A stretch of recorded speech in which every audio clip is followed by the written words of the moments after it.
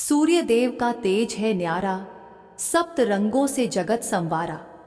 जीवन का हर अंधियारा मिटाते, सच्चे भक्त का भाग्य जगाते। सूर्य देव की जय। प्रेम से बोलिए सूर्य नारायण भगवान की जय। हे सूर्य देव, आप सभी भक्तों पर अपनी कृपा सदा ही बनाए रखना। सभी के घर परिवार में सुख समृद्धि का वास देना। प्रिय भक्तों, आज रविवार का पुण्य फलदायी व्रत है। रविवार व्रत के दिन सूर्य देव की पूजा करने और व्रत कथा श्रवण करने मात्र से व्यक्ति को स्वास्थ्य, धन, मान सम्मान और आध्यात्मिक उन्नति मिलती है और जीवन में सुख शांति बनी रहती है। तो चलिए भक्तों, नवग्रहों के स्वामी सूर्य देव को नमन करते हुए सुनते हैं सूर्य देव की अत्यंत ही सुंदर कथा। आशा करते हैं कि आप सभी बहनें पूरी कथा को सच्चे भक्ति भाव से श्रवण करेंगी। भक्तों, पहली कथा इस प्रकार शुरू होती है। भक्तों, यह कथा है उस समय की जहां विश्वास ही जीवन का आधार था और चमत्कार केवल कहानियों में नहीं बल्कि हकीकत में होते थे। यह कहानी है श्रद्धा की, सब्र की और साक्षात सूर्य देव की असीम कृपा की। हिमालय की गोद में बसा एक गांव था जिसका नाम था सुखपुर। प्रकृति ने इस गांव को बड़े ही फुर्सत से संवारा था।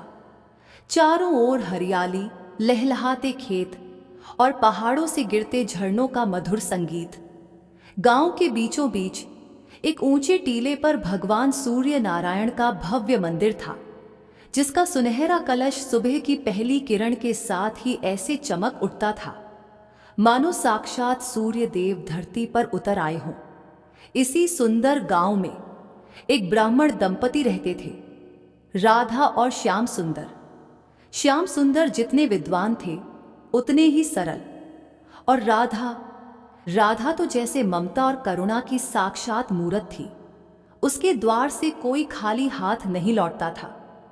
वह गायों की सेवा करती, बड़ों का आदर करती और ईश्वर की भक्ति में लीन रहती।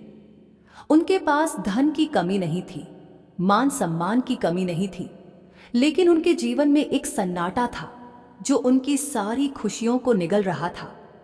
वर्षों बीत गए थे, लेकिन राधा की गोद सूनी थी। जिस घर में बच्चों की किलकारियां गूंजनी चाहिए थीं, वहां एक भारी खामोशी पसरी रहती थी।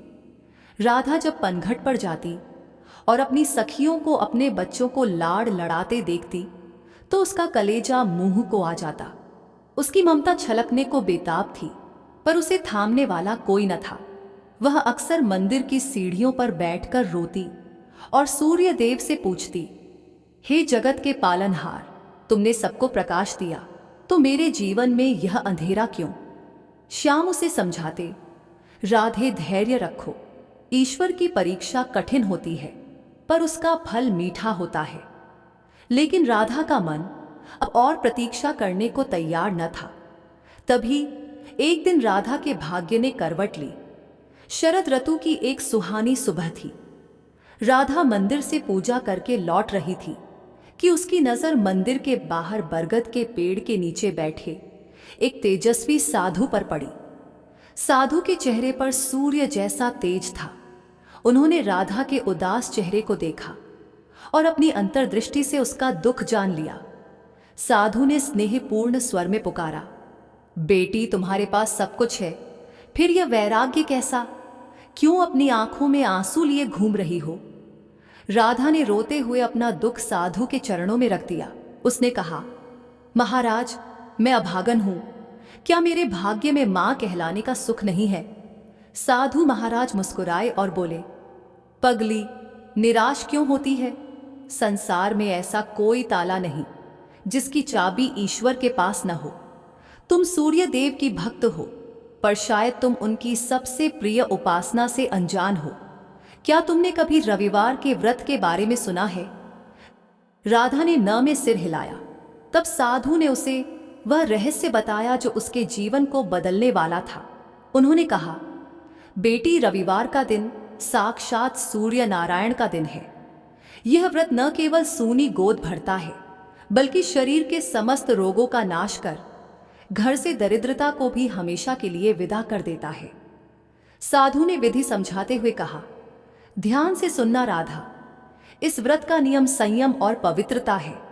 रविवार के दिन ब्रह्म मुहूर्त में उठना, घर आंगन को लीपकर पवित्र करना, स्नान करके हो सके तो लाल वस्त्र धारण करना, क्योंकि लाल रंग सूर्य को प्रिय है। उगते हुए सूर्य को तांबे के लोटे से जल, लाल चंदन और लाल फूल डालकर अर्घ्य देना। और सबसे जरूरी बात, दिन में केवल एक बार भोजन करना, वह भी सूर्यास्त से पहले। और भोजन में नमक का त्याग करना, फीका नहीं बल्कि मीठा भोजन, जैसे गुड़ और गेहूं की रोटी या खीर का भोग लगाना। साधु ने जाते जाते एक चेतावनी भी दी, याद रखना बेटी, व्रत केवल भूखे रहने का नाम नहीं है। मन में किसी के प्रति बैर न रखना और दीन दुखियों की सेवा करना। क्या तुम यह कर पाओगी? राधा ने दृढ़ निश्चय के साथ सिर हिलाया। अगले ही रविवार से राधा ने अपना महाव्रत शुरू कर दिया। अब चाहे कड़कड़ाती ठंड हो या जेठ की तपती दोपहरी, राधा का नियम कभी नहीं टूटा। वह भोर में उठती, ठंडे जल से स्नान करती और पूरी श्रद्धा से सूर्य की उपासना करती।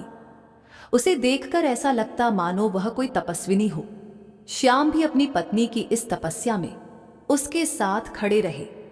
धीरे धीरे राधा के चेहरे पर चिंता की लकीरें मिटने लगी और एक अद्भुत तेज झलकने लगा।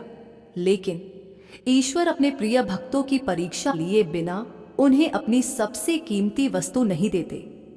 राधा की परीक्षा की घड़ी भी आ गई। एक रविवार की बात है। राधा ने पूरा दिन निर्जला व्रत रखा था। शाम हो रही थी, सूरज ढलने को था। राधा ने अपने पारण के लिए बड़े प्रेम से गुड़ का हलवा बनाया था। उसे बहुत जोरों की भूख लगी थी। जैसे ही वह भोजन की थाली लेकर बैठी, द्वार पर एक कमजोर सी आवाज आई, माई, कोई है? 2 दिन से भूखा हूं, कुछ खाने को दे दो माई। राधा ने द्वार पर जाकर देखा। एक बूढ़ा बीमार फकीर लाठी के सहारे खड़ा कांप रहा था। उसकी आंखों में भूख थी। राधा धर्म संकट में पड़ गई। सूर्य डूबने वाला था। अगर वह अपना भोजन फकीर को दे देती तो उसे भूखा रहना पड़ता, क्योंकि नमक वह खा नहीं सकती थी और दोबारा मीठा बनाने का समय नहीं था। उसका व्रत खतरे में था। एक पल के लिए राधा का मन डगमगाया, लेकिन अगले ही पल उसे साधु की बात याद आ गई। प्राणियों की सेवा ही ईश्वर की सेवा है। राधा ने अपनी भूख को भुला दिया। उसने मुस्कुराते हुए उस फकीर का हाथ थामा, उसे सम्मान से बैठाया और अपनी थाली उसके सामने रख दी। फकीर ने जब वह गर्म हलवा खाया तो उसकी तृप्त आंखों से निकले आशीर्वाद ने राधा के हृदय को भर दिया। राधा उस रात भूखी सोई, लेकिन उसे जो सुकून मिला वह किसी 56 भोग से भी बढ़कर था। फकीर ने जाते हुए कहा था, तेरा यह त्याग ही तेरी झोली भरेगा। और वही हुआ। उस रात राधा को स्वप्न में एक अलौकिक प्रकाश दिखाई दिया। उस प्रकाश के बीच 7 घोड़ों के रथ पर सवार साक्षात भगवान भास्कर प्रकट हुए। उनका तेज इतना था कि आंखें चौंधिया जाएं। सूर्यदेव ने कहा, राधा, मैं तुम्हारी तपस्या और कल की गई निस्वार्थ सेवा से अत्यंत प्रसन्न हूं। तुमने अपनी भूख से पहले एक अतिथि की भूख मिटाई। जाओ, तुम्हारा व्रत सफल हुआ। मैं तुम्हें वरदान देता हूं कि तुम्हारे घर एक ऐसा तेजस्वी पुत्र जन्म लेगा जो मेरे ही समान गुणवान होगा। सुबह हुई तो राधा का घर उम्मीद की रोशनी से भर गया और सूर्यदेव का वचन कभी खाली नहीं जाता। ठीक 9 महीने बाद एक रविवार के शुभ दिन राधा के घर एक सुंदर पुत्र का जन्म हुआ। उसका मुखमंडल सूर्य की तरह दमक रहा था। गांव वालों ने जब उस बालक को देखा तो सबने एक ही बात कही, यह तो साक्षात आदित्य है, और इसीलिए उसका नाम आदित्य रखा गया। राधा और श्याम के जीवन में खुशियों की बहार आ गई। उनका घर जो कभी सूना था अब किलकारियों से गूंजने लगा। इतना ही नहीं, रविवार व्रत के प्रभाव से उनके घर में धन धान्य के भंडार भर गए और सभी रोग दोष दूर हो गए। इस चमत्कार को देखकर पूरे सुखपुर गांव ने रविवार का व्रत करना शुरू कर दिया। लोग समझ गए कि सच्ची श्रद्धा और परोपकार में ही ईश्वर बसते हैं। गांव से बीमारियां गायब हो गईं और हर घर में सुख समृद्धि का वास हो गया। तो भक्तों, यह थी श्री रविवार व्रत की पावन कथा। ये हमें सिखाती है कि अगर मन में विश्वास हो और हृदय में सेवा का भाव, तो ईश्वर हमारी पुकार अवश्य सुनते हैं। जो भी मनुष्य श्रद्धा पूर्वक रविवार का व्रत करता है, सूर्य देव उसके जीवन के अंधकार को मिटाकर उसे प्रकाश से भर देते हैं। आइए हम सब मिलकर हाथ जोड़ें और सूर्य देव से प्रार्थना करें कि जैसे उन्होंने राधा की गोद भरी, वैसे ही वे हम सबकी मनोकामनाएं पूर्ण करें। है कथा समाप्त हुई। प्रेम से बोलिए सूर्य नारायण भगवान की जय। प्राचीन समय की बात है। एक गांव में एक बुढ़िया रहती थी। उसके पास बहुत अधिक धन संपत्ति नहीं थी, लेकिन वह संतुष्ट और खुशहाल जीवन जीती थी। वह नियमित रूप से प्रत्येक रविवार का व्रत किया करती थी। रविवार के दिन वह सुबह जल्दी उठकर स्नान आदि से निवृत्त होकर अपने घर के आंगन को गोबर से लीपकर साफ सुथरा करती थी, अपने घर को सजाती और भगवान सूर्य देव की आराधना करती थी। सूर्य देव की पूजा के बाद वह व्रत कथा सुनती और सूर्य देव को भोग लगाती।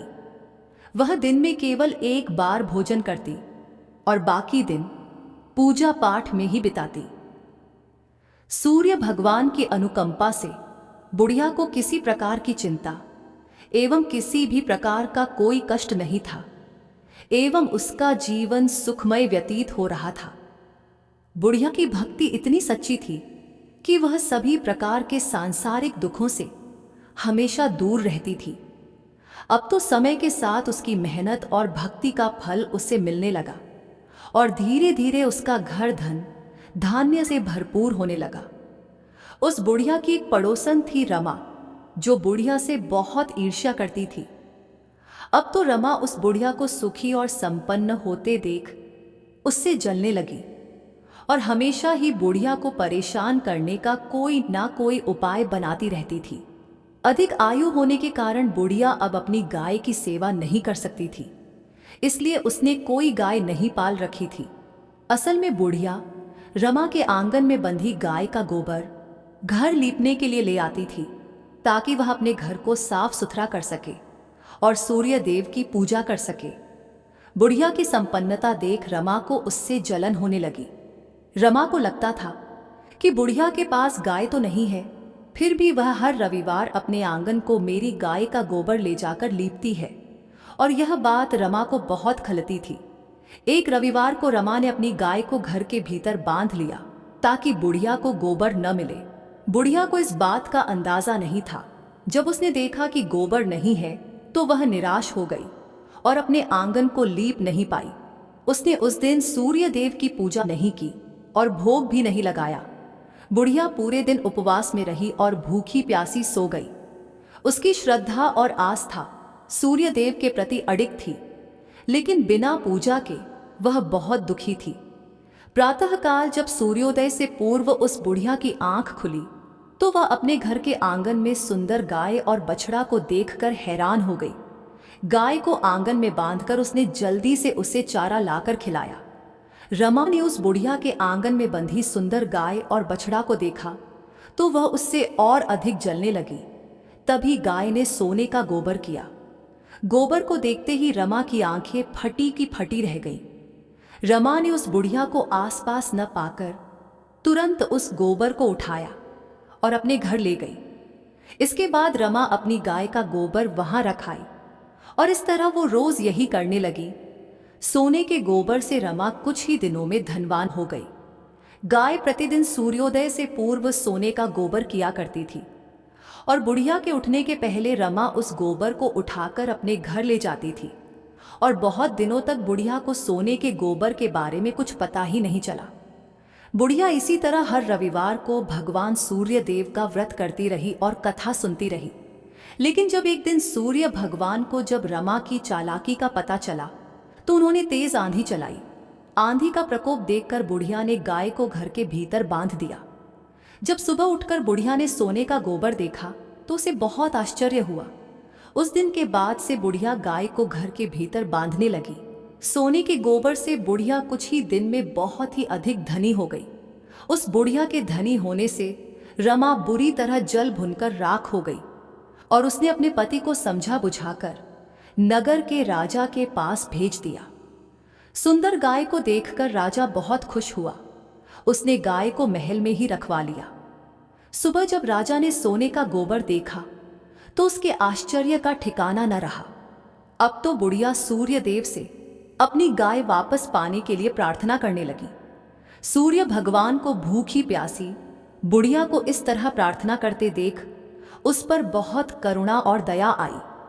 उसी रात सूर्य भगवान ने राजा को स्वप्न में कहा, राजन, बुढ़िया की गाय व बछड़ा तुरंत लौटा दो, नहीं तो तुम पर विपत्तियों का पहाड़ टूट पड़ेगा, तुम्हारा महल नष्ट हो जाएगा। सूर्य भगवान के स्वप्न से बुरी तरह भयभीत राजा ने प्रातः उठते ही गाय और बछड़ा बुढ़िया को लौटा दिया। साथ ही राजा ने बहुत सा धन देकर बुढ़िया से अपनी गलती के लिए क्षमा मांगी। राजा ने रमा और उसके पति को उनकी इस दुष्टता के लिए दंड दिया। फिर राजा ने पूरे राज्य में घोषणा कराई कि सभी स्त्री पुरुष रविवार का व्रत किया करें। रविवार का व्रत करने से सभी लोगों के घर धन धान्य से भर गए। राजनगर में चारों ओर खुशहाली छा गई। स्त्री पुरुष सुखी जीवन यापन करने लगे तथा सभी लोगों के शारीरिक कष्ट भी दूर हो गए। मित्रों, पहली कथा समाप्त हुई। बोलिए सूर्य भगवान की जय। जय जय सूर्यदेव। अब सुनते हैं सूर्यदेव की दूसरी कथा। प्राचीन समय की बात है। संतपुरा नगर में एक निर्धन ब्राह्मण रहता था। वह सूर्यदेव का अनन्य भक्त था। ब्राह्मण संसार के सुख दुख से परे केवल सूर्यदेव की आराधना में लीन रहता था। वह हर रोज सुबह सबसे पहले नहाता और सूर्य भगवान की पूजा करता और इसके बाद अन्य काम किया करता था। उसकी भक्ति इतनी गहरी थी कि उसकी सुबह की पहली किरण और शाम की अंतिम पूजा सूर्य भगवान को समर्पित होती थी। लेकिन भक्ति के इस मार्ग ने उसे संसार के कठोर सत्य गरीबी से दूर नहीं किया। उसकी झोपड़ी टूटी फूटी थी और पेट भरने के लिए घर में एक समय का भोजन भी नहीं हो पाता था। उसकी पत्नी रोज उसे ताने देती कि दिन भर पूजा करते हो लेकिन घर में चूल्हा जलाने को अन्न तक नहीं होता है। भला कहीं भक्ति से पेट भरता तो क्या ही बात होती। ब्राह्मण हर रोज अपनी पत्नी की बातें सुनता लेकिन अपनी भक्ति से डिगता नहीं था। उसके पड़ोसी भी उसे निकम्मा कहकर अपमानित करते थे कि सारा दिन इधर उधर घूमता है जैसे कोई बड़ा तपस्वी हो। अब धीरे धीरे इन तानों और उपेक्षाओं ने उसके मन को गहराई तक आहत करना शुरू कर दिया था। एक दिन उसने निर्णय लिया कि अब इस संसार को छोड़कर केवल सूर्य भगवान की शरण में चला जाऊंगा।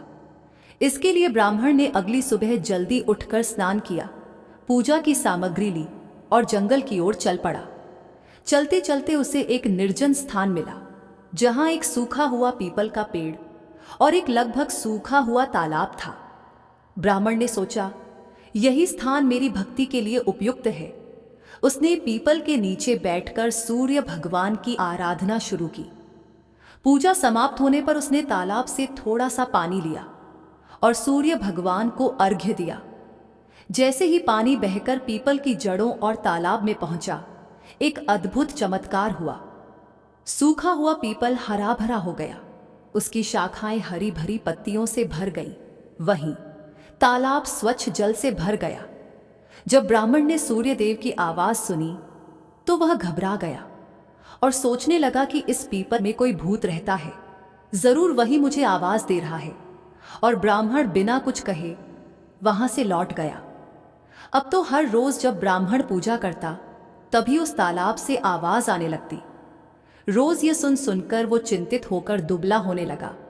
ब्राह्मण की पत्नी कभी कभी उससे मिलने जंगल में जाती थी। एक दिन उसने अपने पति से पूछा, आप दिन पर दिन दुबले हुए जा रहे हैं।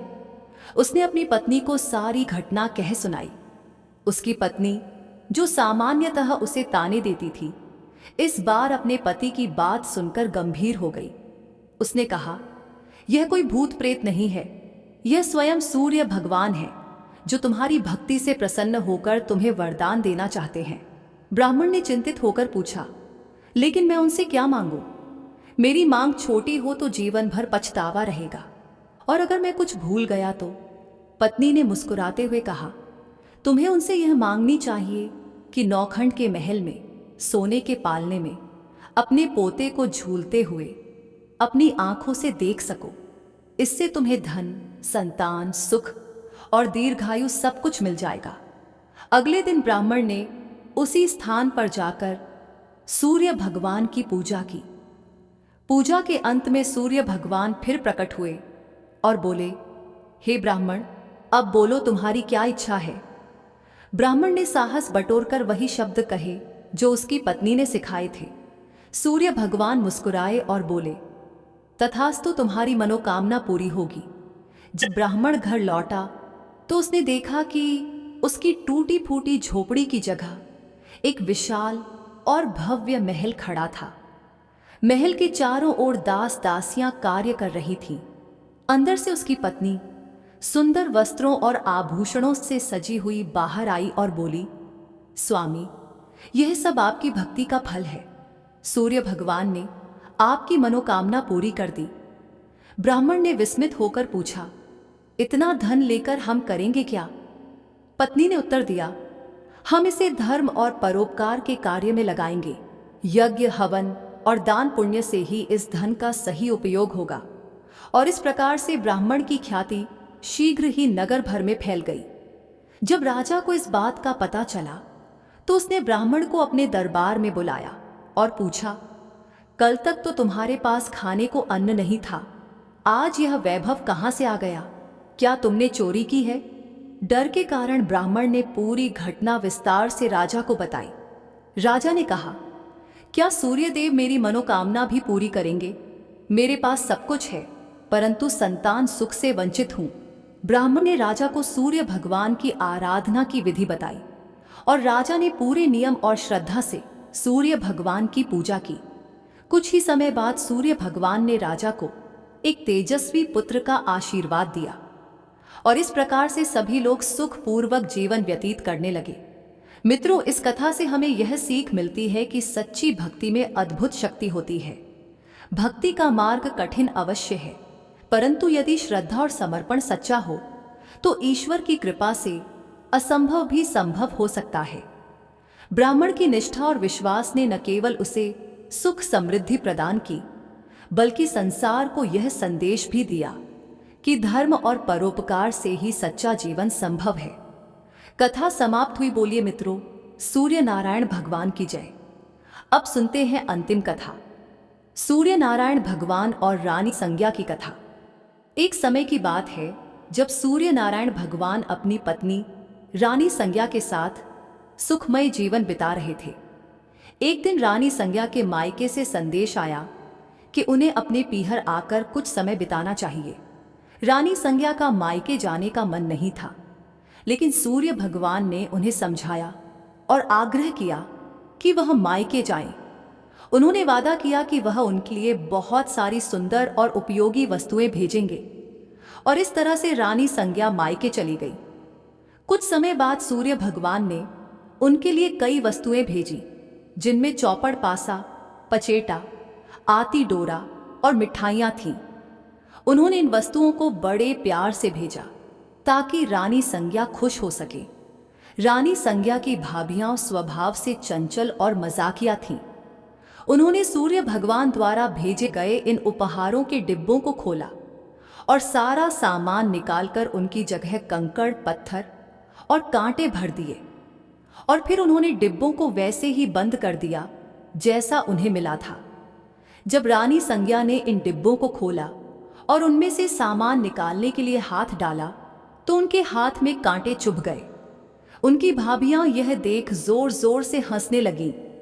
यह देखकर रानी संज्ञा को बहुत गुस्सा आया, लेकिन वह कुछ कह नहीं पाई।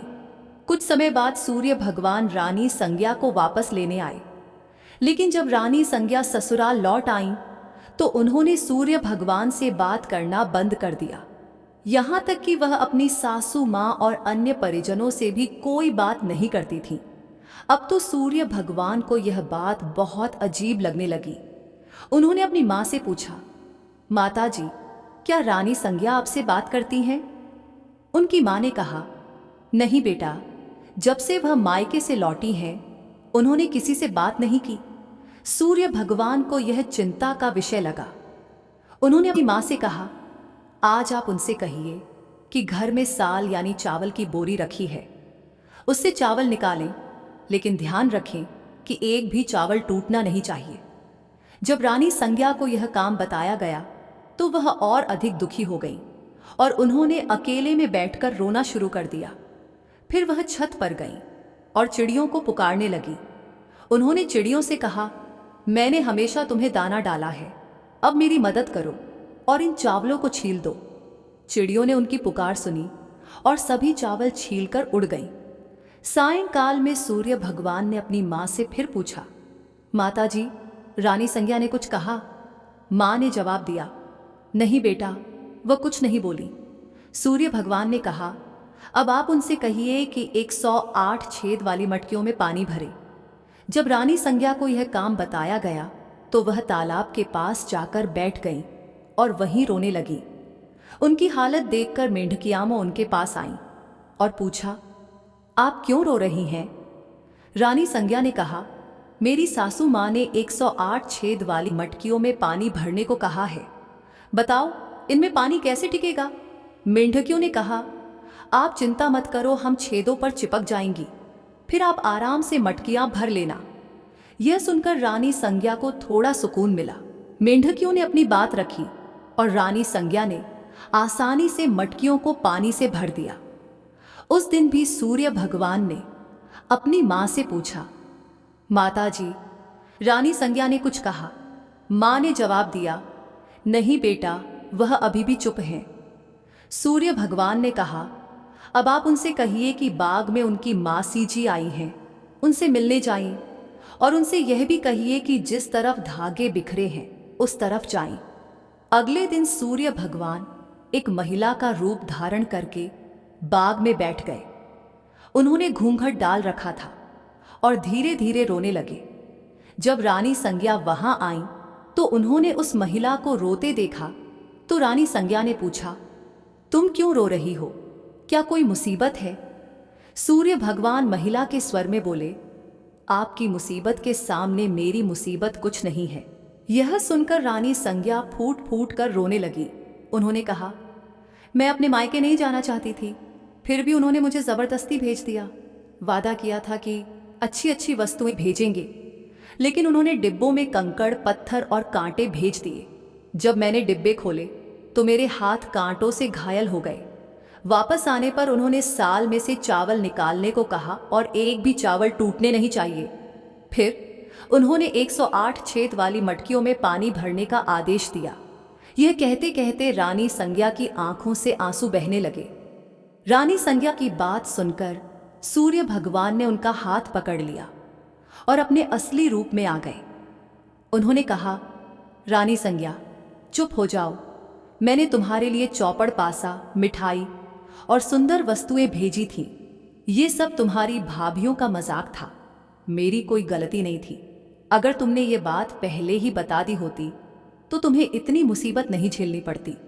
सूर्य भगवान की बात सुनकर रानी संज्ञा को राहत मिली और उन्होंने सूर्य भगवान को क्षमा कर दिया और सूर्यदेव रानी संज्ञा के साथ खुशी खुशी रहने लगे। मित्रों, यह कथा हमें यह सिखाती है कि धैर्य और सहनशीलता हर परिस्थिति में हमारा साथ देते हैं।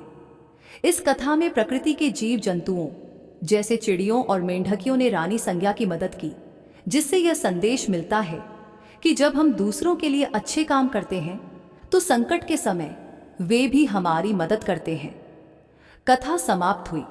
बोलिए बहनों, सूर्य नारायण भगवान की जय हो।